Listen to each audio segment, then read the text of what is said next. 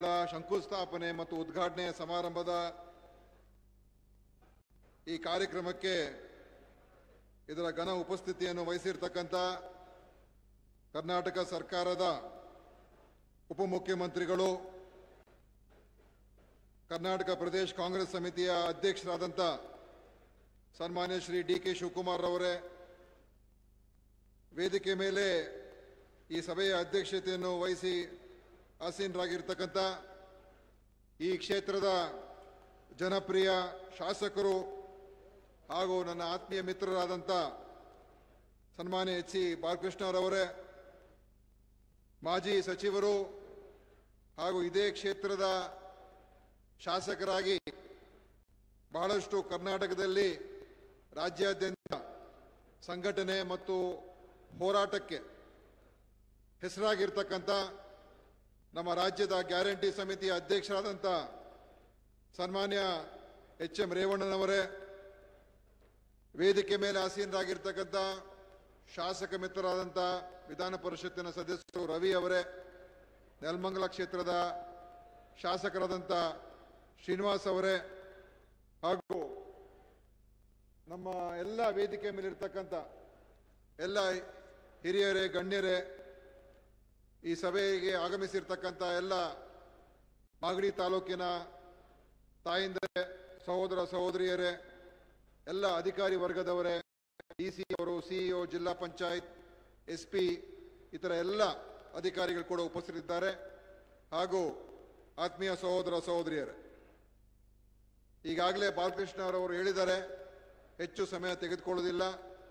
ನಾನು ಕೂಡ ಹೆಚ್ಚು ಸಮಯ ತೆಗೆದುಕೊಳ್ಳದೇನೆ ನನ್ನ ಮಾತುಗಳನ್ನು ಮುಗಿಸ್ತೇನೆ.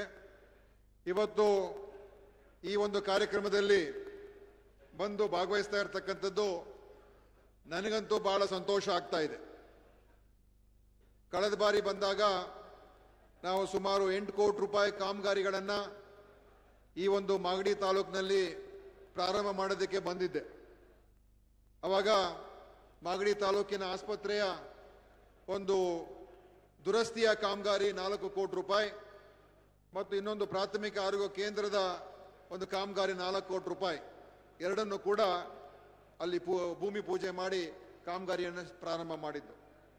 ಆ ಸಂದರ್ಭದಲ್ಲಿ ನಮ್ಮ ಬಾಲಕೃಷ್ಣರವರು ಈ ಒಂದು ಆಸ್ಪತ್ರೆಯ ವಿಚಾರದಲ್ಲಿ ಅವರು ಬಹಳ ಸ್ಪಷ್ಟವಾಗಿ ನನಗನ್ನು ಕೂಡ ಯಾವ ರೀತಿಯಾಗಿ ಇವತ್ತು ಕೂಡ ಈ ವೇದಿಕೆ ಮುಖಾಂತರ ನಮ್ಮೆಲ್ಲರ ಮೇಲೆ ಒತ್ತಡ ಆಗ್ತಾ ಇದ್ದಾರೆ, ಅದೇ ರೀತಿ ಅವತ್ತು ಕೂಡ ಅವರು ಒತ್ತಡವನ್ನು ಹಾಕಿದ್ರು. ನಾನು ಆಸ್ಪತ್ರೆಯನ್ನು ನೋಡಿದೆ. ಯಾಕೆಂತ ಹೇಳಿದ್ರೆ ಅದು ಹಂತ ಹಂತವಾಗಿ ಕಟ್ಟಿಕೊಂಡು ಬಹಳ ಸುಮಾರು 50 ವರ್ಷದ ಹಿಂದೆ ಇರ್ತಕ್ಕಂಥ ಕಟ್ಟಡಗಳು ಕೂಡ ಇದೆ ಮತ್ತು ಒಂದು ಒಳ್ಳೆಯ ಯೋಜಿತವಾದಂಥ ಒಂದು ಆಸ್ಪತ್ರೆ ಇರಲಿಲ್ಲ. ಅದಕ್ಕೆ ಕಾರ್ಯಕ್ರಮದಲ್ಲಿ ವೇದಿಕೆಯಲ್ಲಿ ನಾನು ಆ ಸಂದರ್ಭದಲ್ಲಿ ಆಶ್ವಾಸನೆ, ಮುಂದಿನ ದಿವಸಗಳಲ್ಲಿ ನಿಮ್ಮ ತಾಲೂಕಿಗೆ ಒಂದು ಹೊಸ ಆಸ್ಪತ್ರೆಯನ್ನು ಕೊಡ್ತಕ್ಕಂಥ ಕೆಲಸವನ್ನು ಮಾಡಿಕೊಡ್ತೀನಿ ಅಂತ ಭರವಸೆ ಮಾತುಗಳನ್ನು ಆಡಿದ್ದೆ.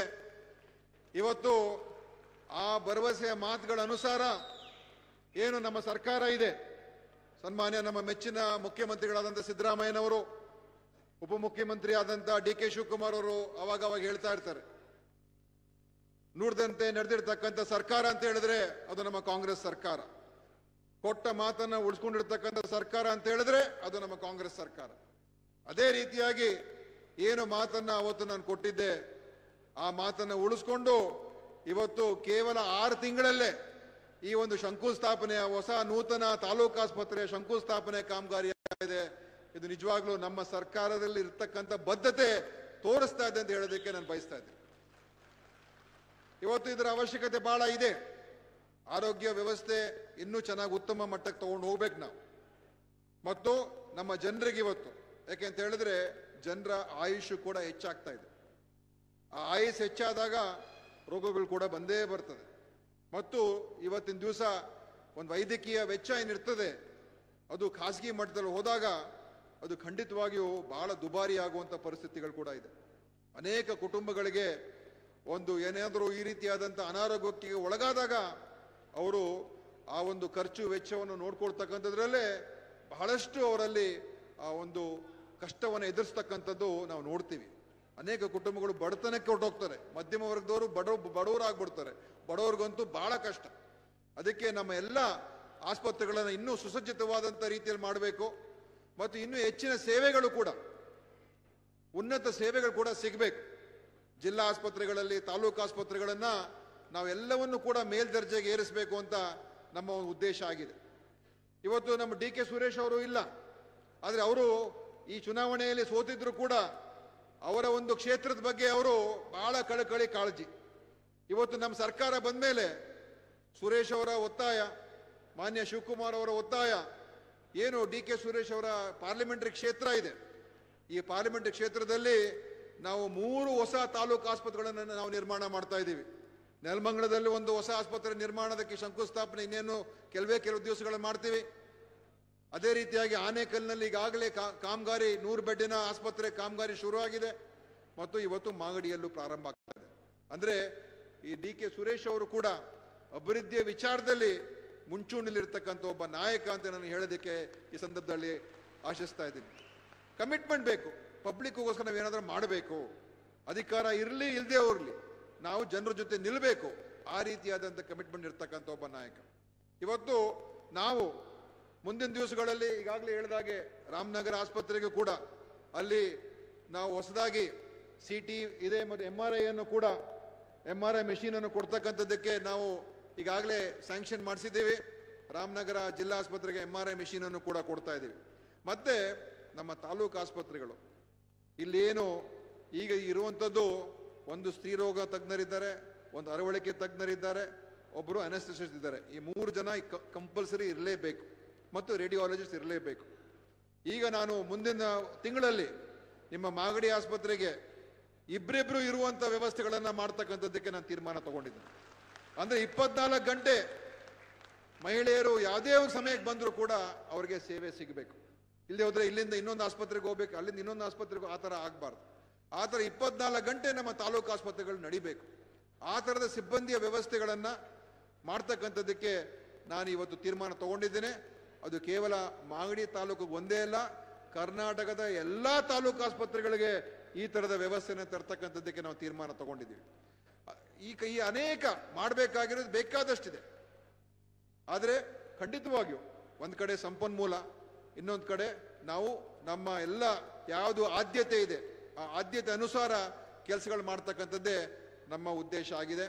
ಆದ್ದರಿಂದ ಇವತ್ತು ನನಗೆ, ಯಾಕಂದರೆ ಈ ಮಾಗಡಿ ಕ್ಷೇತ್ರಕ್ಕೆ ನಮ್ಮ ರೇವಣ್ಣವ್ರು ಹೇಳಿದಾಗೆ ಒಂದು ರೀತಿ ನನಗೂ ಒಂದು ಸಂಬಂಧ ಇದೆ.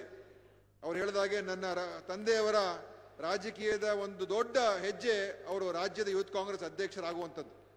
ಆ ರಾಜ್ಯ ಯೂತ್ ಕಾಂಗ್ರೆಸ್ ಅಧ್ಯಕ್ಷರಾಗ್ತಕ್ಕಂಥದ್ದಕ್ಕೆ ಅವತ್ತು ಅವ್ರಿಗೆ ಜನ್ಮ ಕೊಟ್ಟಿರ್ತಕ್ಕಂಥ ತಾಲೂಕೆ ಈ ಮಾಗಡಿ ತಾಲೂಕು, ಈ ಮಾಗಡಿ ಊರು. ಅವತ್ತು ದೊಡ್ಡ ಹೋರಾಟ ನಡೀತಾ ಇತ್ತು, ದೊಡ್ಡ ಗಲಾಟೆನೇ ಆಯಿತು. ರೇವಣ್ಣವರು ಕೂಡ ಆ ಗಲಾಟೆಯಲ್ಲಿ ಇದ್ದರು. ಆ ಸಂದರ್ಭದಲ್ಲಿ ಅವ್ರ ನಮ್ಮ ತಂದೆಯ ಜೊತೆಲಿ ಅವರು ಕೂಡ ನಿಂತಿದ್ರು. ಇದು ಒಂದು ಇತಿಹಾಸ. ನನಗೆ ಯಾವಾಗಲೂ ಕೂಡ ಅವರು ನನಗೆ ಹೇಳ್ತಾ ಇರ್ತಾರೆ, ನನಗೂ ಕೂಡ ಅದರ ಬಗ್ಗೆ ಅವಾಗವಾಗ ನನಗೆ ಒಂದು ನನ್ನ ಮನಸ್ಸಿನಲ್ಲಿ ಇರ್ತದೆ. ಅದಕ್ಕೆ ಇವತ್ತು ಈ ಥರದ ಒಂದು ಕೆಲಸ ಕಾರ್ಯಗಳನ್ನು ನಮ್ಮ ಬಾಲಕೃಷ್ಣ ಅವರವರು ಮಾಡಿಸ್ತಾನೆ ಇದ್ದಾರೆ. ಅನೇಕ ಕೆಲಸಗಳು ನಮ್ಮ ಸರ್ಕಾರದಿಂದ ಆಗ್ತಾ ಇದೆ. ಇವತ್ತು ವಿರೋಧ ಪಕ್ಷದವ್ರು ಟೀಕೆ ಮಾಡ್ತಾ ಇರ್ತಾರೆ, ಈ ಸರ್ಕಾರದ ದುಡ್ಡಿಲ್ಲ, ಖರ್ಚು ಮಾಡೋಕ್ಕೆ ದುಡ್ಡಿಲ್ಲ ಅಂತ. ಅದು ಇಷ್ಟೊಂದೆಲ್ಲ ಕೆಲಸಗಳು ಹೇಗೆ ಸಾಧ್ಯ? ಮತ್ತೆ ನಾವು ಗ್ಯಾರಂಟಿನೂ ಕೂಡ ಮಾಡ್ತಾ ಇದ್ದೀವಿ. ಆ ಗ್ಯಾರಂಟಿಯಿಂದ ಇವತ್ತು ಕರ್ನಾಟಕ ಈ ದೇಶದಲ್ಲೇ ಒಂದು ರೀತಿ ನಾವು ಹೇಳ್ಬೋದು, ಇಲ್ಲಿ ಬಡತನವನ್ನ ನಿರ್ಮೂಲನೆ ಮಾಡಿರ್ತಕ್ಕಂಥ ಯಾವ್ದಾದ್ರು ಸರ್ಕಾರ ಇದ್ರೆ ಅದು ನಮ್ಮ ಸಿದ್ದರಾಮಯ್ಯ, ಡಿ.ಕೆ. ಶಿವಕುಮಾರ್ ಸರ್ಕಾರ ಅಂತ ಇವತ್ತು ನಾವು ಇಡೀ ರಾಷ್ಟ್ರಕ್ಕೆ ಹೇಳ್ಬೋದು. ಎಲ್ಲರೂ ಪರವಾಗಿ ನಿಂತಿದ್ದೇವೆ, ಮಹಿಳೆಯರ ಪರವಾಗಿ, ಎಲ್ಲ ಸಾಮಾನ್ಯ ಜನರ ಪರವಾಗಿ ಅನೇಕ ಯೋಜನೆಗಳಿವತ್ತು ಅದು ನಾವು ಮಾಡಿರ್ತಕ್ಕಂಥದ್ದು. ಇವತ್ತು ಇಡೀ ದೇಶದಲ್ಲೇ ನಮ್ಮ ಸರ್ಕಾರ ಈಗಾಗಲೇ ಅವ್ರು ಹೇಳಿದಾಗೆ ಪರ್ ಕ್ಯಾಪಿಟಾ ಇನ್ಕಮ್ ಅಂದ್ರೆ ತಲಾ ಆದಾಯ ಏನಿದೆ ಇಡೀ ರಾಷ್ಟ್ರಕ್ಕೆ ನಂಬರ್ 1 ರಾಜ್ಯ ಕರ್ನಾಟಕ, ನಂಬರ್ 1 ನಲ್ಲಿ ಇದ್ದೀವಿ. ಏನು ಟ್ಯಾಕ್ಸ್ ಕಟ್ಟೋದ್ರಲ್ಲಿ GST ಕೇಂದ್ರ ಸರ್ಕಾರಕ್ಕೆ ಏನು ದುಡ್ಡು ಕೊಡ್ತೀವಿ, ಇಡೀ ರಾಷ್ಟ್ರಕ್ಕೆ ನಾವು 2ನೇ ಸ್ಥಾನದಲ್ಲಿದ್ದೇವೆ ಮಹಾರಾಷ್ಟ್ರ ಆದ ನಂತರ. ಮತ್ತು ಆರ್ಥಿಕ ಬಂಡವಾಳ ಹೂಡಿಕೆ ನಮ್ಮ ರಾಜ್ಯದಲ್ಲಿ ಆಗ್ತಾ ಇರ್ತಕ್ಕಂಥದ್ದು ಮಹಾರಾಷ್ಟ್ರ, ಕರ್ನಾಟಕ 2ನೇ ಸ್ಥಾನದಲ್ಲಿ ಇದ್ದೇವೆ. ಇದೆಲ್ಲ ನಮ್ಮ ಆಡಳಿತದಲ್ಲಿ ಆಗ್ತಾ ಇರ್ತಕ್ಕಂಥ ಕೆಲಸ. ಇದನ್ನ ನೋಡ್ಕೊಂಡು ಅವ್ರಿಗೆ ಸಹನೆ ಇಲ್ಲ ಭಾರತೀಯ ಜನತಾ ಪಾರ್ಟಿಯವರಿಗೆ. ಅದಕ್ಕೆ ಇಲ್ಲ ಸಲ್ಲದ ಆರೋಪಗಳು, ಪ್ರಚೋದನೆ ಮಾತುಗಳು ನಮ್ಮ ಮುಖ್ಯಮಂತ್ರಿಯವರ ಮೇಲೆ, ನಮ್ಮ ಅಧ್ಯಕ್ಷರ ಮೇಲೆ, ಉಪಮುಖ್ಯಮಂತ್ರಿಯವರ ಮೇಲೆ. ಏನು ಧರ್ಮಸ್ಥಳದ ವಿಚಾರದಲ್ಲಿ ಅವ್ರು ಮಾತಾಡ್ತಕ್ಕಂಥದ್ದು, ನಮ್ಮ ನಾಯಕರನ್ನ ಅಂದ್ರೆ ಇದೇ ಭಾವನಾತ್ಮಕವಾಗಿ. ಯಾಕೆಂದ್ರೆ ನಮ್ಮ ಸರ್ಕಾರದ ಕೆಲಸವನ್ನು ನೋಡೋಕೆ ಅವ್ರ ಕೈಲಿ ಆಗ್ತಾ ಇಲ್ಲ. ಏನಾದ್ರೂ ಮಾಡಿ ಇದನ್ನ ನಾವು ದಾರಿ ತಪ್ಪಿಸ್ಬೇಕು ಅಂತ. ಅದಕ್ಕೆ ನಾನು ನಿನ್ನೆ ಯಾವುದೋ ಒಂದು ಮಾಧ್ಯಮದವ್ರು ಬಂದಿದ್ರು, ನನಗೆ ಪ್ರಶ್ನೆ ಹಾಕಿದ್ರು. ನಾನು ಅವ್ರಿಗೆ ಹೇಳಿದೆ, ರೀ ಸುಮ್ಮನೆ ಇರ್ರಿ, ನೀವು DK ಶಿವಕುಮಾರ್ಗಿಂತ ಅಪ್ಪಟ ಹಿಂದೂ ನಿಮ್ಗೆ ಯಾರಿಗೂ ಸಿಗೋದಿಲ್ಲ, ಸುಮ್ಮನೆ ಯಾಕೆ ನೀವು ಇದೇ ಪ್ರಶ್ನೆಗಳು ಕೇಳ್ತೀರ ಅಂತ ನಾನು ಹೇಳಿದೆ. ಅವ್ರು ಯಾಕೆ ಈ ತರ ಎಲ್ಲ ನೀವು ಪ್ರಚೋದನೆಕಾರಿ ಮಾತುಗಳು ಆಡ್ತೀರಾ? ಸುಮ್ಮನೆ ಅವ್ರು BJP ಅವ್ರಿಗೆ ಬೇರೆ ಕೆಲಸ ಇಲ್ಲ. ಯಾಕೆಂತ ಹೇಳಿದ್ರೆ ಅವ್ರಿಗೆ ಇಶ್ಯೂ ಇಲ್ಲ, ನಾಯಕತ್ವ ಇಲ್ಲ, ಈ ರಾಜ್ಯದಲ್ಲಿ ಅವ್ರ ಮುಖತ್ವ ಇಲ್ಲ. ಇವತ್ತು ಈ ರಾಜ್ಯದ ಅತ್ಯಂತ ಜನಪ್ರಿಯ ನಾಯಕರುಗಳು ಯಾರು ಅಂತ ಹೇಳಿದ್ರೆ ನಂಬರ್ 1 ಸಿದ್ದರಾಮಯ್ಯನವರು, ಅವ್ರ ಜೊತೆ ನಮ್ಮ DK ಶಿವಕುಮಾರ್ ಅವರು. ಇವತ್ತು ಇಡೀ ರಾಜ್ಯದ ನಾಯಕರು. ಶಿವಕುಮಾರ್ ಅವರು ಒಂದು ರೀತಿ ರಾಷ್ಟ್ರದ ನಾಯಕರಾಗಿದ್ದಾರೆ. ಇವತ್ತು ರಾಷ್ಟ್ರದ ನಾಯಕರವರು. ಕಾಂಗ್ರೆಸ್ ಪಕ್ಷದಲ್ಲಿ ಇವತ್ತು ಯಾವುದೇ ರಾಜ್ಯಕ್ಕೆ ಹೋಗಿ ಅಲ್ಲಿ DK ಶಿವಕುಮಾರ್ ಅಂತ ಹೇಳಿದ್ರೆ ಅವ್ರಿಗೆ ಆದಂತ ಅಭಿಮಾನಿಗಳು ಅಲ್ಲೂ ಕೂಡ ಇದ್ದಾರೆ. ಯಾವುದೇ ರಾಜ್ಯಕ್ಕೆ ಹೋಗಿ ಅದೇ ಅವರು ಅವರ ಶ್ರಮದಿಂದ ಅದು ಬಂದಿರತಕ್ಕಂಥದ್ದು, ಯಾರು ಕೊಡುಗೆ ಏನಲ್ಲ, ಅವರು ಕಷ್ಟಪಟ್ಟು ಸಾಧಿಸಿದ್ದಾರೆ. ಇದು ನಮ್ಮ ಬಡವಳಿ, ನಮ್ಮ ಬಂಡವಾಳ. ನಾವು ಜನರಿಗೋಸ್ಕರ ಕೆಲಸ ಮಾಡ್ತಾ ಇದ್ದೀವಿ. ಯಾವ ಒಂದು ಧರ್ಮ, ಜಾತಿ, ಭಾಷೆ ಅಥವಾ ಇನ್ಯಾವುದೂ ಇಲ್ಲ. ಇವತ್ತು ಒಳ ಮೀಸಲಾತಿಯನ್ನ ಎಲ್ಲವನ್ನು ಕೂಡ ಬಹಳ ವೈಜ್ಞಾನಿಕವಾಗಿ ಎಲ್ಲ ಸರ್ವೆ ಮಾಡಿ, ಏನು ದಶಕಗಳಿಂದ ಇದ್ದಂತ ಒಂದು ಜಟಿಲ ಸಮಸ್ಯೆಯನ್ನ ಒಂದು ಒಳ್ಳೆಯ ರೀತಿಯಲ್ಲಿ ಇತ್ಯರ್ಥ ಮಾಡಿ ಇವತ್ತಿನ ದಿವಸ ರಾಜ್ಯದ ಜನತರ ಮುಂದೆ ನಾವು ಇಟ್ಟಿದ್ದೇವೆ. ಏನು ದಲಿತ ವರ್ಗಕ್ಕೆ ನ್ಯಾಯ ಕೊಡ್ತಕ್ಕಂಥ ಒಂದು ಕೆಲಸವನ್ನ ಇವತ್ತು ನಮ್ಮ ಸರ್ಕಾರ ಮಾಡಿದೆ. ಅಂದ್ರೆ ಎಲ್ಲರನ್ನು ಕೂಡ ಜೋಡಿಸ್ಕೊಂಡು ಸೇರಿಸ್ಕೊಂಡು ಹೋಗ್ಬೇಕು ನಾವು ಅಂತ ಉದ್ದೇಶದಿಂದ ಮಾಡ್ತಾ ಇರ್ತಕ್ಕಂಥ ಕೆಲಸ. ಈ ರೀತಿಯಾಗಿ ಹೇಳ್ಬೇಕಾಗಿರೋದು ಬೇಕಾದಷ್ಟಿದೆ, ನಾನು ಇನ್ನೂ ಹೆಚ್ಚೇನು ಹೇಳೋಕೆ ಹೋಗಲ್ಲ. ಆದರೆ ಈಗ ನಮ್ಮ ಮಾಗಡಿಯ ಈ ಒಂದು ಕೆಲಸ ಕಾಮಗಾರಿಗಳು ಆದಷ್ಟು ಶೀಘ್ರದಲ್ಲೇ ಆಗಲಿ ಮತ್ತು ಇದರ ಉದ್ಘಾಟನೆಯನ್ನು ಕೂಡ ನಮ್ಮ ಅವಧಿಯಲ್ಲೇ ಆಗ್ತಕ್ಕಂಥದ್ದಕ್ಕೆ ಆ ರೀತಿಯಾದಂಥ ಕೆಲಸ ಆಗಬೇಕು ಅಂತ ಹೇಳಿ, ಮತ್ತೆ ಬಾಲಣ್ಣನವರು ಇನ್ನೊಂದು ಬೇಡಿಕೆಯಲ್ಲಿ ಇಟ್ಟಿದ್ದಾರೆ. ಅದಕ್ಕೆ ಈಗ ಕುದೂರ್ ಗ್ರಾಮಕ್ಕೆ 30 ಹಾಸಿಗೆಗಳ ಒಂದು ಆಸ್ಪತ್ರೆ ಇದೆ. ಆದರೆ ಅಲ್ಲಿಗೆ ಅಗತ್ಯ ಇರುವಂತ ಸಿಬ್ಬಂದಿ ಮತ್ತು ಸಲಕರಣೆಗಳು ಅದಕ್ಕೆ ಬೇಕಾಗಿದೆ ಅಂತ ಹೇಳಿದ್ದಾರೆ. ನಾವು ಎಷ್ಟೆಲ್ಲ ಮಾಡಿದ್ಮೇಲೆ ಇದನ್ನು ಮಾಡೋಕ್ಕಾಗೋದಿಲ್ವಾ? ಖಂಡಿತ ಇದನ್ನು ಮಾಡಿಸ್ಕೊಡ್ತೀವಿ ಅಂತ ಈ ಸಂದರ್ಭದಲ್ಲಿ ಭರವಸೆ ಮಾತನ್ನ ಆಡಿ ತಮ್ಗೆಲ್ಲರೂ ಕೂಡ ನಾನು ವಿಶೇಷವಾದಂಥ ಅಭಿನಂದನೆಗಳನ್ನು ಸಲ್ಲಿಸಿ ನಾನು ಮಾತನ್ನು ಮುಗಿಸ್ತೇನೆ. ಜೈ ಹಿಂದ್, ಜೈ ಕರ್ನಾಟಕ.